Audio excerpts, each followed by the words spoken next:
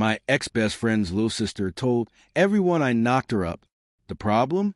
I've never even kissed anyone. But when her baby was born 6 months later, the truth came out in the most obvious way possible. And now I'm making them all pay. I've always been the kid who did everything right. Straight A's, respectful to my parents, never touched alcohol or drugs. As an only child, my mom and dad gave me everything, and in return, I gave them zero reasons to worry. I wasn't perfect, but I was close enough. I studied hard because college wasn't optional in our house. It was a plan. My parents made decent money, but they weren't just going to hand me a degree. I had to earn it with good grades, and I took that seriously. Because of all that studying, I didn't really have a social life. I had one friend, though, a real one. His name was Marcus. We'd been inseparable since he moved to our neighborhood when we were 8. We were the kind of friends who finished each other's sentences, who showed up at each other's houses without texting first. His family became my second family. His parents treated me like another son.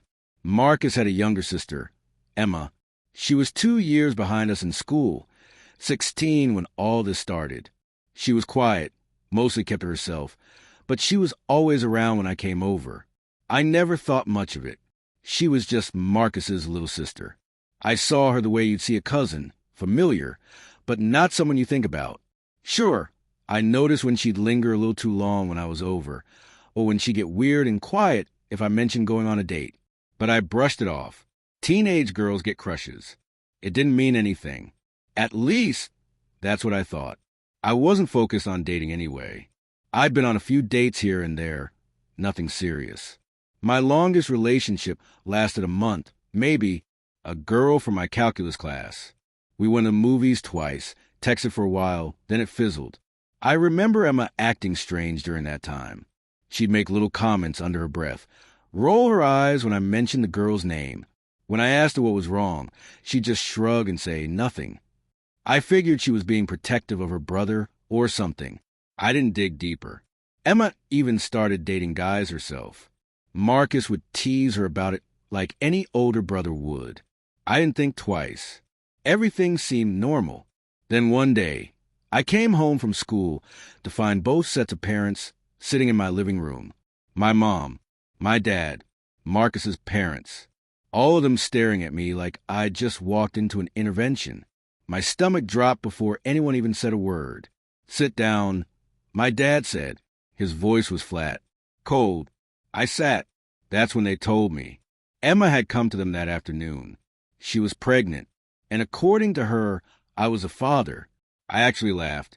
Not because it was funny, but because it was so absurd, I didn't know how else to react.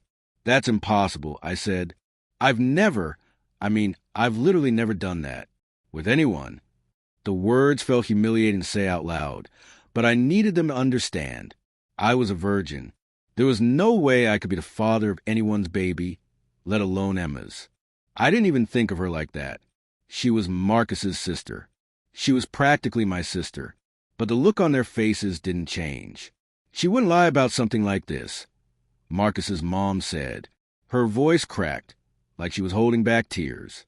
You took advantage of her. I didn't touch her. I stood up, my voice louder than I meant it to be. I swear to you, I didn't do anything. She's lying. My dad shook his head. You need to tell the truth. This is serious. I am telling the truth. My chest felt tight, like I couldn't get enough air. I know she had a crush on me, okay? Maybe that's why she's saying this. But I swear I never. Enough. My mom's voice cut through the room like a knife. You need to take responsibility. Like a man. That's when I realized they didn't believe me. My own parents didn't believe me. Marcus's dad started yelling about how I'd ruined their daughter's life, how I'd gotten her pregnant, and then tried to abandon her. My mom was crying, saying she was ashamed of me. I kept repeating the same thing over and over. It's not mine, I didn't do it, just wait for the DNA test. But no one was listening. Eventually, Marcus's parents left. My mom told me to go to my room. She said she couldn't stand to look at me. I stayed in my room for 3 days. I only came out late at night to grab food when I knew they'd be asleep. During the day, they ignored me. When they did talk to me, It was just to yell, to demand I confess, to tell me I was a liar and a coward. I wasn't either of those things. But it didn't matter. The silence in that house was suffocating. I'd text my aunt sometimes, just to have someone to talk to. She kept telling me to hang in there, that the truth would come out. But sitting in my room, listening to my parents whisper about me downstairs, I wasn't so sure. Every conversation I overheard was about what a disappointment I was. How they'd raised me better than this. How they couldn't believe their son would do something so irresponsible. It was like living with strangers. These were the same people who'd cheered at my basketball games in middle school, who'd celebrated every A on my report card, who'd told me they were proud of me. Now they couldn't even look at me without disgust. By the third day, they told me I had to leave. They said they wouldn't let a liar live under their roof. I begged them to wait, to let me prove it, but they wouldn't budge. My dad actually said, if you're not going to be honest, you're not going to be here. So I packed a bag and called my aunt, my mom's sister, who lived about 15 minutes away. She picked me up within the hour. When I got her car, she immediately pulled me into a hug. I hadn't cried yet, but right there in her driveway, I broke down. She didn't say anything, just held me while I sobbed into her shoulder. When I finally pulled away, she looked me dead in the eye and said, I believe you. Those 3 words meant everything. My aunt was furious. Not at me, at them. She tore into my parents over the phone, told them they were making a huge mistake, that they should at least wait for proof before throwing their only son out. But they didn't care. My mom actually said something like, if he wants to lie to us, he can do it somewhere else. I was homeless with 3 months left until graduation. My aunt let me stay with her, and I tried to keep my head down. I went to school. I avoided Marcus, who told me he couldn't talk to me anymore because his parents would disown him. I didn't blame him, but it hurt. My best friend since I was 8, and just like that, he was gone. We'd spent nearly a decade building that friendship, and Emma's lie destroyed it in a single afternoon. At school, Emma kept telling people I was a father. Some people believed her. Some didn't. The ones who believed her started treating me like garbage. I'd walk down the hall and hear whispers. People would give me dirty looks. A few girls I barely knew called me a deadbeat to my face. But it didn't matter what I said, because 3 of Emma's friends decided to take matters into their own hands. I was leaving school one afternoon when they jumped me. 2 guys and a girl. I didn't even see it coming. One of them shoved me from behind, and I hit the ground hard. Before I could get up, they were on me. Fists, kicks. Someone pulled my hair. I tried to protect my face. But I wasn't fast enough. I'm not a small guy, but 3-on-1 isn't a fair fight. They left me with a black eye, bruises all over, and a bloody nose. A teacher found me a few minutes later and took me to the nurse's office. When my aunt picked me up, she took one look at me and started crying. Then she got angry. She wanted to press charges, but I just wanted it to be over. I was tired. So tired of fighting, of defending myself, of trying to prove something everyone had already decided wasn't true. My aunt called the school anyway and demanded a meeting with the principal. When we sat down in his office the next day, he said the attack was unfortunate, but suggested that my presence was causing disruption. He recommended I finish the year online because it would be better for everyone. Translation: it was easier to get rid of me than deal with the real problem. So I finished my senior year from my aunt's couch. I missed prom. I missed walking at graduation. I missed saying goodbye to the teachers who believed in me. I missed everything that was supposed to matter. But I didn't give up. I applied to colleges, got a partial scholarship to a local university, and found a part-time job at a grocery store stocking shelves. My aunt didn't want me to work, but I refused to be a burden. She'd already done more than enough. I worked nights and weekends, saved every penny, and tried to focus on the future instead of the mess that was my present. The months dragged on. My parents didn't reach out. Marcus didn't reach out. I was completely alone except for my aunt, who kept telling me that everything would work out eventually. I wanted to believe her, but it was hard when every day felt like I was drowning. Then, 6 months later, Emma gave birth. The baby was Asian. I'm white. My parents are white. My entire family is white. There was no mistaking it. That baby wasn't mine. My aunt got the news from a family friend and immediately called me at work. I was in the middle of stocking cereal when my phone rang. "You need to sit down," she said. When she told me, I didn't know whether to laugh or cry. My coworker asked if I was okay because I just stood there in the aisle, frozen, holding a box of Cheerios and staring at nothing. My aunt and I laughed until we cried when I got home that night. Not because it was funny, but because it was so ridiculous. 6 months of hell. 6 months of being called a liar, a deadbeat, a predator. And the truth had been there all along, waiting to be born. My parents tried to reach out after that. They showed up at my aunt's house, begging to talk. My aunt kicked them off the porch and told them they had some nerve. I watched from the window as my mom cried on the front lawn, and my dad tried to reason with my aunt. It felt surreal. These were the people who were supposed to protect me, and they'd thrown me away like I was nothing. Eventually, I agreed to meet them at a park, neutral ground. I didn't want to do it at my aunt's house because I knew they'd try to manipulate me, and I didn't want them in her space. They apologized. They cried. My mom kept saying she didn't know what had come over her, that she'd been so sure Emma was telling the truth. My dad said they'd made a terrible mistake. Then they handed me a check for $10,000 to help pay for school and said I didn't have to move back home. They just wanted a relationship with me. I took the check, but I didn't cash it. Not yet. Something about the whole thing felt off, like they were only apologizing because they'd been proven wrong, not because they actually felt bad about what they'd done. I was right to wait. Then, a few weeks later, they invited me to dinner. My aunt had warned me beforehand. She'd heard through the family grapevine that my dad was sick, really sick, some kind of chronic condition that would eventually require full-time care. And she'd heard they were planning to guilt me into moving back home, take care of him. So before I went to dinner, I deposited the check. It cleared 2 days later. I wanted to make sure that if they tried to use the money as leverage, it would already be too late. At dinner, they made small talk for the first 20 minutes. Asked about school, about my aunt, about my job. Then my dad cleared his throat and told me about his diagnosis. He explained that he'd need help eventually, that things were going to get harder.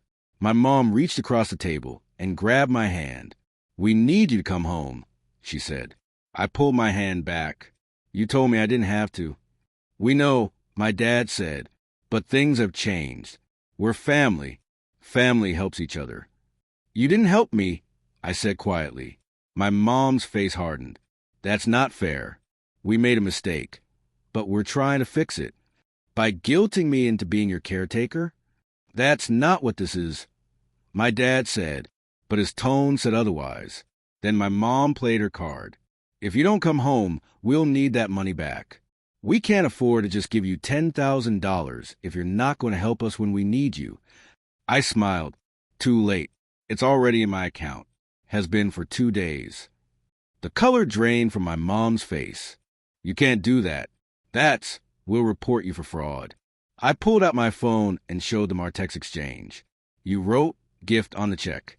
And right here, you texted me that the money was mine with no strings attached. I have proof." My dad started to argue, but I cut him off. "You kicked me out when I needed you. You called me a liar. You didn't believe me even though I'd never given you a reason not to trust me. And now you want me to come back and take care of you." My mom started crying. "You're being cruel." "I'm being honest," I said. "You taught me that honesty matters, remember?" I left that dinner and cut them off completely. I blocked their numbers. I told my aunt not to pass along messages. I was done, but I wasn't done with Emma. After talking with my aunt's lawyer friend, I realized I had a case. Emma's lies didn't just hurt my feelings. They destroyed my reputation, got me physically attacked, and forced me to finish school online. I had grounds to sue for defamation. Real, legitimate grounds. At first, I hesitated. I just wanted to move on. I wanted to focus on school and build my life and forget any of this had ever happened. But the lawyer pointed out that if I won, I could get enough money to finish college without working. I could focus entirely on my degree, maybe even transfer to a better school. So I sued. Marcus called me a week after I filed, begging me to drop it. He said Emma was struggling as a teen mom, that the baby's father wanted nothing to do with her, and that they were already dealing with a child support case against the guy. She's just a kid, he said. She made a mistake. She's just a kid? I repeated. She was old enough to ruin my life. She was old enough to lie to everyone. She was old enough to watch me get beaten and say nothing. I know, but nothing, I said. You were my best friend. You knew me, and you still chose her. She's my sister. And I was your brother. I shot back. Or at least I thought I was. He didn't call again after that. I think he finally understood there was nothing left to say between us. Emma's parents called too. They begged me to let it go. They said they were sorry, that they'd been trying to protect their daughter, that they didn't know what else to do. I told them they should have stopped her from lying in the first place. I told them they failed as parents, not just to me, but to her. I told them that raising a kid who thinks she can destroy someone's life without consequences was their fault, not mine. I hung up before they could respond. Then Emma texted me. Long, desperate messages about how she was in love with me, how she only lied because I never noticed her, how she regretted everything. She said she just wanted me to see her the way she saw me. She said she thought if I believed the baby was mine, I'd have to be in her life. She said she'd panic when she realized she was pregnant by someone else and thought blaming me would fix everything. It was the most selfish thing I'd ever read. I didn't respond. I took screenshots and sent them to my lawyer. He said they'd help the case significantly. The trial took months. Emma's lawyer tried to argue that she was just a confused teenager, that she'd made a mistake, that suing her would ruin her future. My lawyer presented the evidence. The hospital bills from the attack, the emails from my school about switching to online learning, the screenshot of Emma's text admitting she'd lied. He pointed out that I'd lost my home, my relationship with my parents, my best friend, and my senior year because of her lies. The jury deliberated for less than 4 hours. We won. The settlement was substantial, nearly $60,000 once everything was factored in. Enough to cover the rest of my degree at a better school, if I wanted. Enough to live comfortably while I studied without worrying about rent or groceries. Enough to finally breathe. I transferred to a university 2 hours away. A better school. The kind of place I'd always dreamed of going but thought I couldn't afford. I'm a semester in now, and I'm thriving. My grades are perfect. I've made new friends who don't know anything about what happened. I'm building a life that's entirely mine. And my parents? I haven't spoken to them since that dinner. I don't plan to. Emma ruined my senior year. My parents abandoned me when I needed them most. Marcus chose his family over the truth. They all made their choices. Now I'm making mine. And for the first time in a long time, I'm genuinely happy. Some people think I should have forgiven them. That family is family, and you should always give people second chances. A few distant relatives have reached out to tell me I'm being too harsh, that everyone makes mistakes, that I should be the bigger person. But I don't owe them anything. They didn't believe me when it mattered. They didn't stand by me when I had nothing. They only cared when they needed something from me. So now that I have everything, they don't get to be part of it. And honestly, I'm okay with that. More than okay. I'm free. Sometimes I think about what my life would have looked like if I'd just accepted the blame. If I'd said, okay, fine, it's mine, just to keep the peace. I would have been stuck, trapped in a lie. Probably would have dropped out of school to work full-time.